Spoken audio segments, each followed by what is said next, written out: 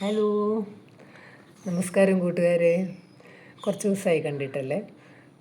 എൻ്റെ മോന് ചെറുതായിട്ടൊരു ആക്സിഡൻറ്റ് സംഭവിച്ചു. ഞാനപ്പോൾ അതിൻ്റെ പുറകെയായിരുന്നു.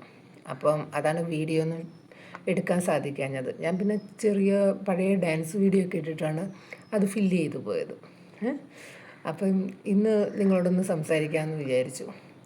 നമ്മുടെ ജീവിതത്തിൽ നമ്മൾ ഇംഗ്ലീഷ് വാക്കുകളിൽ ഏറ്റവും കൂടുതൽ ഉപയോഗിക്കുന്ന വാക്കുകൾ ഒന്ന് സോറിയും ഒന്ന് താങ്ക്സും ആണല്ലേ.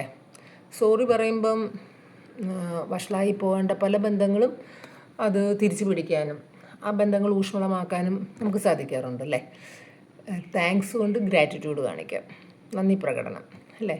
അപ്പം പക്ഷേ അതിനെക്കാട്ടൊക്കെ വളരെ ഇമ്പോർട്ടൻ്റ് ആയിട്ടൊരു വേർഡുണ്ട് ലൈഫിൽ ആവശ്യമുള്ള സമയത്ത് ഉപയോഗിക്കേണ്ടത്. എന്താണെന്ന് പറയാമോ? വെറും രണ്ട് ഇംഗ്ലീഷ് ലെറ്റർ കൊണ്ട് മാത്രം ഉണ്ടാക്കിയ വേർഡാണ്. പക്ഷെ അത് പറയാൻ നമുക്ക് ഭയങ്കര ബുദ്ധിമുട്ടാണ്. പറഞ്ഞു കഴിഞ്ഞാലോ വളരെയധികം ആശ്വാസമാണ്. ഏതാണ് ആ വാക്ക്? നോ അല്ലേ.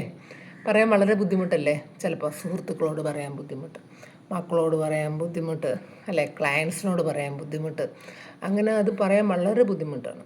പക്ഷെ പറഞ്ഞു കഴിഞ്ഞാൽ ഭയങ്കര ആശ്വാസമാണ്. ആപത്തിൽ നിന്ന് രക്ഷപ്പെടുകയും ചെയ്യാം. മറ്റേത് പറയാൻ പറ്റാതെ നമ്മൾ അനുഭവിക്കുന്ന സമ്മർദ്ദം, പറഞ്ഞും പോയി ചെയ്യാമെന്ന് പറഞ്ഞും പോയി. പക്ഷെ അത് ആ കിട്ടുന്ന സമ്മർദ്ദം ഭയങ്കര സമ്മർദ്ദമാണ്, നമുക്ക് അതിജീവിക്കാൻ പാടാണ്. പറഞ്ഞു കഴിഞ്ഞാൽ എന്തൊരു ആശ്വാസമാണ്. നിങ്ങൾക്കെന്ത് തോന്നുന്നു? നമ്മുടെ മക്കളെയും നമ്മൾ നോ പറയാനായിട്ട് ആർജവം ഉണ്ടാക്കിയെടുക്കണം. നോ പറയേണ്ടടുത്ത് നോ അപ്പം തന്നെ പറയണം.